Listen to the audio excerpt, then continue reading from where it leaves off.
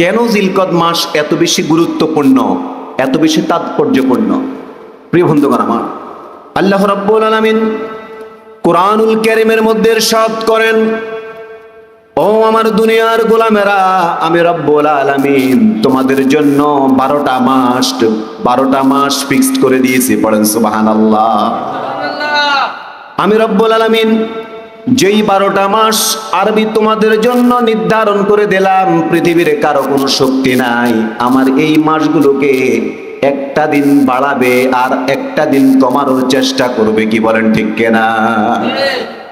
প্রিয় তাওহীদি জনতা আমার, সংগ্রামী তাওহীদি জনতা আমার, জিলকদ মাস হলো এমন একটা মাস যেই মাস আগাগোড়া পরিপূর্ণভাবে ফজিলতে ভরপুর। একটু আওয়াজ দিয়ে পড়েন সুবহানাল্লাহ। আল্লাহ রাব্বুল আলামিনের কাছে দোয়া করি, ওগো রব্বুল আলামিন, তুমি আমাদেরকে এই জিলকদ মাসের যে শিক্ষা, এই শিক্ষা আমাদেরকে অর্জন করার তৌফিক দান করো। পড়েন আল্লাহুম্মা আমিন। সংগ্রামী তাওহীদি জনতা আমার, এই জিলকদ মাসটা 10টা কারণে আল্লাহ রাব্বুল আলামিন এই জিলকদ মাসের মর্যাদা এবং সম্মান বাড়িয়ে দিয়েছেন। আজকে আমরা পয়েন্টে পয়েন্টে জানব কোন কোন কারণে রাব্বুল আলামিন এই জিলকদ মাসের মর্যাদাটাকে সমুন্নত করে দিয়েছেন, বাড়িয়ে দিয়েছেন। জানার দরকার আছে না নাই? সর্বপ্রথম কারণ হলো, জিলকদ মাস হলো এমন একটা মাস যেই মাসে রব্বুল আলামিন যুদ্ধ বিগ্রহ, সকল প্রকার দাঙ্গা হাঙ্গামা, সকল প্রকার মারামারি রাহাজানি, নিজের উপর জুলুম করা সব কিছু যিনি নিষেধ করে দিয়েছেন। আওয়াজ দিয়ে বলেন তো তিনি কে? খুন খারাপি, জুলুম নির্যাতন, এগুলা সমাজের মধ্যে আছে না নাই? সবাই বলেন আছে না নাই? এগুলা কি 2-1 মাস চলে নাকি 12টা মাস চলে এগুলা? এবার আপনারা জেনেছেন সম্প্রতি বাংলাদেশের একজন সুনামধন্য একজন সংসদ সদস্য, 3বারের সংসদ সদস্য, তাকে ভারতে নিয়ে হত্যা করা হয়েছে। কি বলেন ঠিক কিনা? শুনেছেন কি শুনেন নাই? এটা একটা টপ নিউজ। এভাবে কত খুন প্রতিনিয়ত হয়ে যায়। কি বলেন ঠিক কিনা? প্রিয় ভাইয়ের আমার, এটা তো একটা কথা বললাম। সোশ্যাল মিডিয়াতে যারা ঢুকে, যারা পত্রপত্রিকা পড়ে, প্রতিনিয়ত ফোনের খবর ছাড়া কোনো খবর নাই। ফেসবুক, যারা আমরা সচেতন নাগরিক, তারা ফেসবুকটা অন্তত ইউজ করি। আমরা ফেসবুকে ঢুকলে বোঝা যায় কি পরিমাণ খুন বেড়েছে, কি পরিমাণ জুলুম নির্যাতন বেড়েছে। কিন্তু আল্লাহ বলছেন কি? আল্লাহ রাব্বুল আলামিন বলেন, ইন্না ইদ্দাতাশ শুহুর ইনদাল্লাহি 12 শাহরান ফি কিতাবিল্লাহি ইয়াওমা খালাকাস সামাওয়াতি ওয়াল আরদ। আমি রব্বুল আলামিন আসমান জমিন যখন সৃষ্টি করলাম, তখন থেকেই আমি রব্বুল আলামিন আরবি 12টা মাস তোমাদের জন্য ফিক্সড করে দিয়েছে। পড়েন সুবহানাল্লাহ। এরপর আল্লাহ বলছেন, মিনহা আরবাতুন হুরুম। এই 12টা মাসের মধ্যে 4টা মাস হলো হারাম মাস, নিষিদ্ধ মাস। ওই মাসগুলোতে তোমরা যুদ্ধ বিগ্রহ করবা না, দাঙ্গা হাঙ্গামা করবা না, মারামারি করবা না, যুদ্ধ বিগ্রহ কলহ করবা না, নিজের উপর জুলুম করবা না, আরেক ভাইয়ের উপর জুলুম করবা না। পড়েন আল্লাহু আকবার। প্রিয় বন্ধুগণ আমার, আল্লাহ রাব্বুল আলামিন 4টা মাসকে হারাম করে দিলেন। সেই 4টা মাস হলো, একটা হলো রজব মাস, আর আরেকটা হলো মুহররম মাস, 3 নাম্বার হলো জিলকদ মাস, 4 নাম্বার হলো জিলহজ। পড়েন সুবহানাল্লাহ। এই 4টা মাসকে আল্লাহ রাব্বুল আলামিন কোরআনুল কারীমে এক্সট্রা করে আলাদা করে দিলেন। আলাদা করে তিনি বললেন, এই 4টা মাস হলো আমি রব্বুল আলামিনের কাছে পবিত্র মাস। পড়েন সুবহানাল্লাহ। এরপর আল্লাহ তাআলা বলছেন, ফালা তাযলিমু ফীহিন্না আনফুসাকুম। ও গোলামেরা, তোমরা এই 4টা মাসে নিজেদের উপর জুলুম করবা না। পড়েন না আল্লাহু আকবার। নিজের উপর জুলুম মানে গুনাহ করবা না। তবে যদি কাফের মুশরিকেরা তোমাদের উপর চড়াও হয়, অন্যায়ভাবে তোমাদের উপর তারা মাইরমুখী হয়, নির্যাতন নিপীড়ন চালায়, তাহলে তোমরা মুসলমান সিংহের জাতি হাত গুটিয়ে বসে থাকবা না। পড়েন আল্লাহু আকবার। আপনারা সম্প্রতি জেনেছেন পৃথিবীর একজন শ্রেষ্ঠ সিপাহসালার যিনি পৃথিবীর একজন নেতৃত্বস্থানীয় লোক ছিলেন, ইরানের প্রেসিডেন্ট ইব্রাহিম রাইসি রাহিমাহুল্লাহ। ইব্রাহিম রাইসির আকীদা নিয়ে অনেকের অনেক প্রশ্ন আছে। অনেকে বলে ইব্রাহিম রাইসি শিয়া, এই সেই। শিয়া আকীদা যারা লালন করে তাদের আকীদা সহি আকীদা নয়, এটা ঠিক। তবে সকল শিয়া যারা, তারা যে সবাই কাফের তাও বলার অপেক্ষা রাখে না। কারণ হলো শিয়াদের মধ্যে কয়েক শ্রেণীর আছে। কেউ আছে সরাসরি কুফরি করেছে, কেউ আছে সরাসরি শিরকের মধ্যে লিপ্ত, কোন শিয়া আছে বেদাত করে। সুতরাং যারা বেদাত করে তাদেরকে আপনি সরাসরি কাফের বলার সুযোগ নাই। যদি কেউ কুফরিও করে তাকে সরাসরি কাফের বলার অধিকার ইসলাম আপনাকে। রাসূলুল্লাহ বলেছেন, মান তারাকা সলাতান মুতাআম্মিদান ফাকাত কাফারা, যে নামাজ ছেড়ে দিল সে কাফের হয়ে গেল, এটা রাসূলের ঘোষণা। সুতরাং যে নামাজ পড়েন আপনি, তাকে কাফের বলে ঘোষণা দেওয়ার অধিকার ইসলাম আপনাকে দেয় নাই। সুতরাং ইব্রাহিম রাইসির আকীদা নিয়ে আমি বলতে চাই না। আমি বলতে চাই ইব্রাহিম রাইসি আল্লাহকে বিশ্বাস করে কি করে না? সবাই কথা বলে না, করে কি করে না? রাসূলকে মানেন কি মানেন না? কোরআনকে মানে কি মানে না? মুসলমান নির্যাতিত নিপীড়িত, মুসলমানদের পক্ষে কথা বলেন কি বলেন না? আমরা লক্ষ্য করেছি যখন আমার ফিলিস্তিনের নির্যাতিত নিপীড়িত অসহায় অসুস্থ বুখারাঙ্গা মানুষগুলো, তারপরে মুরব্বী ছেলেবেলে শিশু বাচ্চা নারীরা যখন নির্যাতিত হচ্ছে, তখন পৃথিবীর কোন নেতা এমন হুঙ্কার দিতে পারে নাই। ইব্রাহিম রাইসি একজন বিশ্ব মুসলিম নেতা হিসেবে তিনি যেই ভূমিকা রেখেছেন, কি বলেন ঠিক কিনা? আমরা ইব্রাহিম রাইসির আকীদা নিয়ে প্রশ্ন তুলতে চাই না। আমরা বলতে চাই ইব্রাহিম রাইসি হলো এমন একটা মানুষ, এমন একজন বিশ্ব নেতা যিনি অকুতোভয় একজন দিনের সিফা সালার ছিলেন। কিভাবে? তিনি তার বক্তব্যের মাধ্যমে ইসরায়েলি ইয়াহুদি খ্রিস্টানদের বিরুদ্ধে কথা বলে, তাগুতি শক্তির বিরুদ্ধে কথা বলে তিনি প্রমাণ করেছেন, তোমরা যারা মুসলমানদের নেতা হওয়ার জন্য বসে আছো, তোমরা প্রকৃত নেতা নয়, বরং আমি হলাম যোগ্য নেতা। আমি ইরানের প্রেসিডেন্ট ইব্রাহিম রাইসি, আমি একমাত্র ইসরায়েলের সেই হায়নাদের বিরুদ্ধে হুঙ্কার দিয়ে তাদের মসনদকে আমি কাঁপিয়ে দিয়েছি। পড়েন আল্লাহু আকবার। সুতরাং ইব্রাহিম রাইসির মতো নেতা প্রতিদিন জন্মায় না পৃথিবীতে, কি বলেন ঠিক কিনা? ইব্রাহিম রাইসিরা প্রতিদিন আসে না। আজকে বিশ্ব যখন একজন অভিভাবক চায়, বিশ্ব মুসলমান যখন একজন অভিভাবক চায়, আজকে আমরা কোন অভিভাবক খুঁজে পাই না। আপনারা পান কিনা বলেন? বিশ্ব মুসলমানদেরকে লিড দেওয়ার জন্য আপনাদের কাছে কোন নেতার নাম আছে বর্তমানে? আমরা কয়দিন রিসিপ তাইয়িব এরদোগানের হুঙ্কার শুনেছি, তিনিও আমেরিকার চাপে এখন মোটামুটি একটু চেপে আছেন, কি বলেন ঠিক কিনা? কিন্তু ইরানের প্রেসিডেন্ট ইব্রাহিম রাইসি রাহিমাহুল্লাহ কথা বলেছেন, আল্লাহ তাকে শহীদ হিসেবে কবুল করুন। তার যদি ভুল থাকে আল্লাহ তাআলা ভুলগুলোকে ক্ষমা করে তার কালেমা পড়ার কারণে তাকে মাফ করে দেন, বলি আমিন। প্রিয় ভাইরা আমার, আমরা একজন অভিভাবক চাই। আল্লাহ রাব্বুল আলামিন বলেন, ও দুনিয়ার মানুষেরা, নির্যাতিত নিপীড়িত মানুষগুলো আজকে একজন অভিভাবক চায়। তারা বলে, রব্বানা আতিনা মিন লাদুনকা রাহমা, রব্বানা আতিনা মিন লাদুনকা রাহমা ওয়া হাইয়্যি লানা মিন আমরিনা রাশাদা। আজকে নির্যাতিত মানুষগুলো দোয়া করছে, আবার আল্লাহ তাআলা বলছেন তারা আর কি দোয়া করছে? রব্বানা রব্বানা আখরিজনা মিন হাযিহিল ক্বরিয়াতিয যালিমি আহলুহা ওয়াজআল লানা মিন লাদুনকা ওয়ালিয়্যান ওয়াজআল লানা মিন লাদুনকা নাসীরা। পড়েন আল্লাহু আকবার।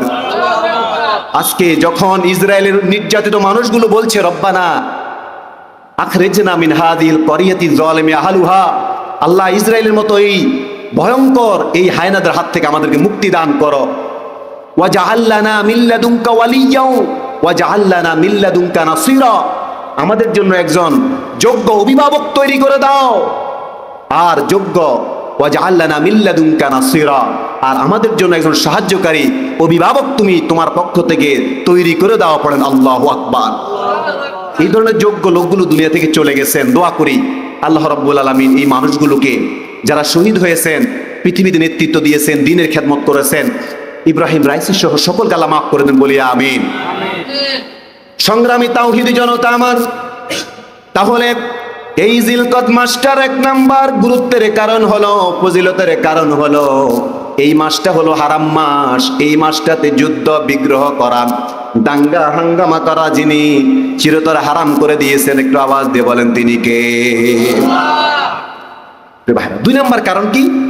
2 নম্বর ফজিলতের কারণ হলো এই মাসটা হলো এমন একটা মাস যেই মাসে রাসূল করিম সাল্লাল্লাহু আলাইহি ওয়াসাল্লাম 4টি বার উমরা পালন করেছেন। পড়েন সুবহানাল্লাহ। যাদের সামর্থ্য আছে উমরা পালন করে নেবেন, একটু আল্লাহর ঘরটা জিয়ারত করে নেবেন। আল্লাহর ঘরটা জিয়ারত করার দরকার আছে না নাই? প্রিয় ভাইরা আমার, কেন জিয়ারত করব? আল্লাহর ঘর যারা জিয়ারত করে তারা বারাকাতের অধিকারী হয়ে যায়, আর তাদের হৃদয়টা যদি তারা হেদায়েতের আশায় যায়, তাদের হৃদয়টাকে হেদায়েত দিয়ে যিনি ভরে দিবেন, আওয়াজ দিয়ে বলেন তিনি কে? পৃথিবীর প্রথম ঘর রব্বুল আলামিন কুরআনুল কারীমের মধ্যে বলেন, ইন্না আউওয়ালা বাইতিন উদিআ লিন-নাসি লাল্লাযী বিবাক্কাতা মুবারাকান লাল্লাযী বিবাক্কাতা মুবারাকান ওয়া হুদাল লিল আলামিন। একটু জবান ছেড়ে দিয়ে পড়েন আল্লাহু আকবার। আল্লাহ কি বলছেন? ইন্না আউওয়ালা বাইতিন উদিআ লিন-নাস, আমি কাবা ঘরটাকে পৃথিবীর প্রথম ঘর বানিয়েছি। পড়েন সুবহানাল্লাহ। তারপরে কি বলছেন? লাল্লাযী বিবাক্কাতা মুবারাকান, এই ঘরটা হলো আগায় গোড়ায় বরকতে পরিপূর্ণ। পড়েন আল্লাহু আকবার। কেউ যদি হালাল টাকা রোজগার করে এই ঘর জিয়ারত করতে যায়, তাকে আল্লাহ রাব্বুল আলামিন তার জীবনটাকে বারাকাত দিয়ে পরিপূর্ণ করে দিবেন। পড়েন আল্লাহু আকবার। শুধু তাই নয়, 2 নাম্বার হলো হেদায়েতের নিয়তে যদি কেউ এই ঘরটা জিয়ারত করতে যায়, তাহলে তার হৃদয়টাকে যিনি হেদায়েত দিয়ে ভরপুর করে দিবেন, আওয়াজ দিয়ে বলেন তো তিনি কে? আওয়াজ জোরে বলেন তিনি কে? তাহলে আমাদের যদি সামর্থ্য হয়ে যায়, আমরা আল্লাহর এই পুরাতন ঘরটা আমরা জিয়ারত করতে যাবো তো ইনশাআল্লাহ। প্রিয় ভাইরা, অর্থ সম্পদ জায়গা জমি রেখে গিয়ে কি করবেন? সন্তান সন্ততির জন্য রেখে যাবেন? আপনার অধিকার, আপনার আয়ত্তের সম্পদ থেকে কিছু সম্পদ বিক্রি করে হলেও আল্লাহর এই নবীদের স্মৃতি সম্বলিত আল্লাহ তাআলার নিদর্শনটাকে একটু জিয়ারত করে আসেন, আল্লাহর ঘরটাকে জিয়ারত করে আসেন, তাহলে আপনার অন্তরটাকে যিনি হেদায়েত দিয়ে ভরে দিবেন তিনি কে? 3 নম্বর কারণ হলো এই জিলকদ মাসের ফজিলতের 3 নম্বর কারণ হলো এই মাসে আল্লাহ তাআলা একটা গুরুত্বপূর্ণ বিধান নাজিল করলেন। সেই বিধানটা হলো পর্দার বিধান। আওয়াজ দিয়ে বলেন আল্লাহু আকবার। আল্লাহ তাআলা অসংখ্য অগণিত বিধান নাজিল করেছেন, কিন্তু যেই বিধানগুলো তিনি ফরজ বিধান নাজিল করলেন, তার মধ্যে অন্যতম ফরজ বিধান হলো পর্দার বিধান। পড়েন সুবহানাল্লাহ। প্রিয় ভাইরা আমার, এই মাসটা গুরুত্বপূর্ণ হওয়ার আর অন্যতম একটা কারণ হলো এই মাসে রব্বুল আলামিন পর্দার বিধান নাজিল করেছেন। পড়েন আল্লাহু আকবার। আল্লাহ তাআলা পর্দার বিধান নাজিল করে পুরুষ জাতিদেরকে স্পেশাল করে পর্দার ব্যাপারে সচেতন করে দিলেন, আবার নারী জাতিদেরকেও আল্লাহ তাআলা স্পেশাল করে সচেতন করে দিলেন। পড়েন সুবহানাল্লাহ। রব্বুল আলামিন পুরুষদেরকে সর্বপ্রথম সচেতন করেছেন কিভাবে শোনেন? কুল্লিল মুমিনিনা ইয়াগুদ্দু মিন আবসারিহিম ওয়া ইয়াহফাযু ফুরুজাহুম যালিকা আযকা লাহুম। জবান ছেড়ে পড়েন আল্লাহু আকবার। রব্বুল আলামিন বলেন, ও আমার নবী, পৃথিবীর পুরুষদেরকে বলে দেন তাদের উপর সর্বপ্রথম পর্দার বিধান আমি ফরজ করে দিলাম। নারীর আগে পুরুষের পর্দা আল্লাহ তাআলা ফরজ করে দিলেন। পুরুষদেরকে বলেন তারা যাতে পর্দা করে, তারা যাতে তাদের চক্ষুগুলোকে হেফাজত করে। একজনের ভয়ে তিনি কে? তারা তাদের লজ্জাস্থানকে হেফাজত করে। একজনের ভয়ে তিনি কে? 2 নম্বরে নারীদেরকে আলাদা করে আল্লাহ তাআলা বললেন, ওয়াকুল্লিল মুমিনাতি ইয়াগদুদনা মিন আবসারিহিন্না ওয়া ইয়াহফাযনা ফুরুজাহুন্না ওয়ালা ইউবদিনা যিনাতাহুন্না। জবান ছেড়ে বলেন আল্লাহু আকবার। আল্লাহ তাআলা বললেন, ও রাসূল, আপনার স্ত্রীদেরকে, জগতের নারীদেরকে জানিয়ে দেন তারা যাতে করে পর্দা করে, চক্ষুগুলোকে হেফাজত করে, তারা যাতে স্বামীর বর্তমানে হোক অবর্তমানে হোক তাদের লজ্জাস্থানকে হেফাজত করে। পড়েন সুবহানাল্লাহ। কেন? যালিকা আযকা লাহুম, এই দুটা জিনিস যে হেফাজত করবে, রব্বুল আলামিন কুরআনুল কারীমের মধ্যে বলেন যালিকা আজকা লাহুম, এটা তাদের অন্তরের পরিষ্কার পরিচ্ছন্নতার জন্য, তাদের চরিত্রের সৌন্দর্যের জন্য এই দুটো জিনিস হেফাজত করাই যথেষ্ট করে দিবেন যিনি, তিনি কে? রাসূল কারীম সাল্লাল্লাহু আলাইহি ওয়াসাল্লাম বলেন মাইয়াদমান লি মা বাইনা লাহইহি ওয়া মা বাইনা রিজলাইহি আদমানা লাহুল জান্নাহ। বিশ্বনবী বলেন আমার যে উম্মত দুই ঠোঁটের মাঝখান এবং দুই রানের মাঝখান লজ্জাস্থানের হেফাজত করবে, কিয়ামতের দিন আমি আমার সেই উম্মতের জিম্মাদারি হয়ে যাব। এত আস্তে সুবহানাল্লাহ বললেন, জোরে বলেন সুবহানাল্লাহ। তাহলে 3 নাম্বার কারণ বললাম। 4 নাম্বার কারণ হলো এই মাসেই আল্লাহ তাআলা হযরতে মূসা আলাইহিস সালামকে রিসালাত দিয়েছেন, তাওরাত কিতাব দিয়েছেন। পড়েন আল্লাহু আকবার। প্রিয় বন্ধুরা আমার, এই মাসে রব্বুল আলামিন মূসা আলাইহিস সালামকে কিতাব দান করে বলেন, ও মূসা ওয়ালাকাদ আতাইনা মূসাল কিতাবা ওয়া কাফাইনা মিন বাদিহি বিররুসুল। বলেন সুবহানাল্লাহ। আল্লাহ তাআলা বললেন, ও মূসা ওয়ালাকাদ আতাইনা মূসাল কিতাবা ওয়া কাফাইনা মিন বাদিহি বিররুসুল, এই জিলকদ মাসে আমি আমার মূসাকে রিসালাত দান করেছি, তাওরাতের মতো কিতাব দান করেছি। পড়েন সুবহানাল্লাহ। কত বরকতপূর্ণ মাস জিলকদ মাস, চিন্তা করে দেখেন প্রিয় ভাইরা আমার।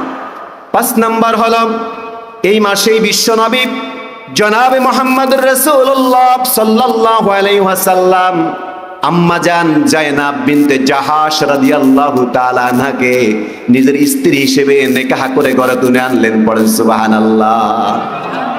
6 নাম্বার হলো মুসলমান জাতির যেই পরিচয়, যুদ্ধ বিগ্রহ কাফের মুশরিকদের বিরুদ্ধে সংগ্রাম করে যেই বিজয় মুসলমানরা ছিনিয়ে আনলেন, সেই যুদ্ধ বিগ্রহগুলোর মধ্যে শ্রেষ্ঠ একটা সংগ্রাম যুদ্ধ ছিল খন্দকের যুদ্ধ। পড়েন সুবহানাল্লাহ। যে খন্দকের যুদ্ধটাকে কোরআনের ভাষায় কি বলা হয় কেউ জানেন? কি বলা হয়? খন্দকের যুদ্ধটাকে কোরআনের ভাষায় বলা হয় আল আহজাব। কি বলা হয়? একটু জবান ছেড়ে বলেন, কি বলা হয়? আল আহজাব নামে আল্লাহ কোরআনে একটা সূরাও নাজিল করলেন। পড়েন আল্লাহু আকবার। পড়ে নেবেন, চমৎকার সূরা। প্রিয় ভাইরা আমার, কেন খন্দকের যুদ্ধ বলা হয়? মক্কার কাফের মুশরিকেরা, ইহুদি খ্রিস্টান সবগুলা যখন ঐক্যজোট হলো মুসলমানদেরকে খেদাতে হবে, বিশ্বনবী মাত্র 3000 লোক নিয়ে মদিনা শহরে গর্ত খনন করলেন। খাবার নাই, পাথর পেটের মধ্যে বেঁধে পরীক্ষা খনন করলেন যাতে করে কাফের মুশরিকেরা, ইহুদি খ্রিস্টানেরা মদিনা শহরের ভিতরে ঢুকতে না পারে। সালমান পারসি রাদিয়াল্লাহু তাআলা আনহু বিশ্বনবীকে এই পরামর্শ দিলে বিশ্বনবী এই পরামর্শটাকে অ্যাপ্লাই করলেন। আর খন্দকের যুদ্ধে মুসলমানরা রক্ত জড়ানো ছাড়াই বিজয় অর্জন করলেন। পড়েন সুবহানাল্লাহ। এই জিলকদ মাসে খন্দকের যুদ্ধ হয়েছে, বিশাল ইতিহাস। 7 নাম্বার হলো এটি এমন একটা মাস, জিলকদ মাসে বিশ্বনবী হুদাইবিয়ার সন্ধি করলেন কাফের মুশরিকদের সাথে। যুদ্ধ বিগ্রহ বন্ধ, 10 বছর পর্যন্ত এই চুক্তিটা স্টেবিলিটি অর্জন করবে, স্থির থাকবে। 10 বছর পূর্ণ হলে বিশ্বনবী উমরা করতে যাবেন। এই মর্মে হুদাইবিয়ার সন্ধি হলো হুদাইবিয়া নামক স্থানে। এই হুদাইবিয়ার সন্ধি হয়েছে এই জিলকদ মাসে। পড়েন আল্লাহু আকবার। এই মাসের গুরুত্ব আছে না নাই? আপনারা সবাই বলেন, এই মাসের গুরুত্ব আছে না নাই? প্রিয় তাওহীদি জনতা আমার, এবার আসুন এই মাসের 8 নাম্বার গুরুত্ব, কেন এত ফজিলত। বিশ্বনবী ইয়াহুদি একটা গোষ্ঠী বনু কুরাইজাকে মদিনা থেকে তাদের ষড়যন্ত্র করার কারণে যখন বিতাড়িত করে দিলেন, এই লোকগুলা বিশ্বনবীকে বললেন আমরা আপনাদের সাথে আছি। এই বলে খন্দকের যুদ্ধে মুসলমানদেরকে ইনস্ট্রুমেন্ট দিয়েছেন, অস্ত্র শস্ত্র দিয়েছেন, কিন্তু ভিতরে ভিতরে কাফেরদের সাথে লাইন আছে না নাই? এই ইহুদিরা মক্কার কাফেরদের সাথে লিঙ্ক তৈরি করেছে, আর এদিকে মুসলমানদেরকে অস্ত্র দিয়ে কি করে? সহযোগিতা করে, যেটা করতেছে এখন বহির্বিশ্বে আমেরিকা। কি বলেন, ঠিক কিনা? তাদের ইহুদিদের চাল কিন্তু ভয়ঙ্কর, তাদের চাল কিন্তু কঠিন। এটা মুসলমানরা বুঝতে পারে না। মুসলমানদের কাছে অস্ত্র বিক্রি করে মুসলমানদের দিয়া মুসলমানদের শেষ করে দেয়, এরকম চক্রান্ত বিশ্বে আছে না নাই? বনু কুরাইজা, এমন চক্রান্ত এটেছে। 9 নাম্বার হলো এই মাসে আল্লাহ তাআলা মুসা আলাইহিস সালাতু ওয়াস সালামের সাথে কথা বললেন। মুসা আলাইহিস সালামকে বলা হয় মুসা কালিমুল্লাহ। মুসা আলাইহিস সালাম বলল, আল্লাহ আমি তোমাকে দেখতে চাই। আচ্ছা বলুন তো দেখি আমাদের এই সামান্য এই চোখ দিয়ে কি আল্লাহকে দেখা সম্ভব কিনা? বলেন সম্ভব না। নবীরা সাধারণ নয়, অসাধারণ। কিন্তু অসাধারণ হওয়ার পরেও আল্লাহ বলেন মুসা আমার নূর তোমার এই চোখ সহ্য করতে পারবে না, জবান ছেড়ে বলেন আল্লাহু আকবার। মুসা বলেন আল্লাহ তোমাকে দেখতে চাই। আল্লাহ বলেন লান তারানি, ও মুসা আমাকে কখনোই দেখতে পারবে না। যখন একটু ভালো রিলেশনের কারণে মুসা বারবার রিকোয়েস্ট করলেন, আল্লাহ বললেন তুর পাহাড়ে যাও। তুর পাহাড়ে যখন গেলেন আল্লাহ তার সামান্য একটু নূরের তাজাল্লি তুর পাহাড়ের মধ্যে নিক্ষেপ করলেন। মুসা আলাইহিস সালাম অজ্ঞান হয়ে গেলেন। তুর পাহাড় জ্বলে পুড়ে চারখার হয়ে গেল, পড়েন আল্লাহু আকবার। সেখান থেকে কাজলের সুরমার উৎপত্তি হয়েছে। কি বলেন ঠিক কিনা? যে সুরমা দিলে আমাদেরকে অনেকের চোখের মধ্যে সৌন্দর্য মণ্ডিত হয়, শোভাবর্ধন হয়, আছে না নাই? মুসা কালিমুল্লাহ এই মাসেই জিলকত মাসেই মুসা আলাইহিস সালাম আল্লাহর সাথে কথা বলেছেন সরাসরি, পড়েন আল্লাহু আকবার। সুতরাং আল্লাহর ব্যাপারে আর কারো সন্দেহ থাকার কোনো অবকাশ আছে? নবীদের সাথে আল্লাহ কথা বলেছেন, সুতরাং আল্লাহর ব্যাপারে কোনো সন্দেহ রাখা যাবে না। 10 নাম্বার কি কারণে এই জিলকত মাসটার গুরুত্ব আমরা একটু জেনে নিই। এই মাস থেকেই মুসলমানরা হজের জন্য প্রস্তুতি গ্রহণ করে। পৃথিবীর শ্রেষ্ঠ যেই ঘরটা আল্লাহর ঘর, যেই ঘরটাতে গেলে আল্লাহর কথা মনে পড়ে যায়, মনে হয় সরাসরি আল্লাহকে দেখেছি আমরা, যাওয়ার সুযোগ হয় নাই, তবে যখন ইমেজিন করি, কাল্পনিক জগতে আমরা ডুব দেই, তখন সত্যি হৃদয়টা শীতল হয়ে যায়, সিক্ত হয়ে যায়, হৃদয়টা প্রশান্তিতে ভরপুর হয়ে যায়। এটা এমন একটা বারাকাতপূর্ণ ঘর। আওয়াজ দিয়ে পড়েন আল্লাহু আকবার। কেন কেন আল্লাহ বলছেন এটি হলো পৃথিবীর প্রথম ঘর। ইন্না আউওয়ালা বাইতিন উদিআ লিন-নাসি লাল্লাযী বিবাক্কাতা মুবারাকান বাক্কাতা মুবারাকান ওয়া হুদাল লিল আলামিন। এই ঘরটার মধ্যে রয়েছে বরকত, আর এই ঘরটার মধ্যে রয়েছে হেদায়েত।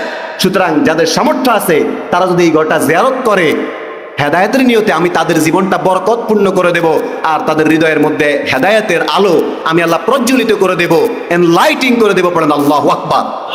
আল্লাহ তাআলার কাছে আমরা দোয়া করি আজকের এই দোয়া কবুলের সময়, আল্লাহ তুমি আমাদের মৃত্যুর আগ পর্যন্ত আমরা যাতে করে একবার হলেও তোমার এই ঘরটা জিয়ারত করতে পারি। সকলে পড়ি আল্লাহুম্মা আমিন। আল্লাহুম্মা রযুকনা শাহাদাতান ফি সাবিলিক ওয়াজআল মাউতি ফি বালাদি রাসূলিক। আল্লাহ আমাদের জীবনে শাহাদাতের মৃত্যু দান করো, শাহাদাতের মৃত্যু দান করো, শাহাদাতের মৃত্যু দান করো, আর তোমার ঘর বাইতুল্লাহর আশেপাশে আমাদের মৃত্যু দিও। আল্লাহ তুমি কবুল করো বলি আমিন। আর জোরে জবান ছেড়ে বলেন আল্লাহুম্মা আমিন।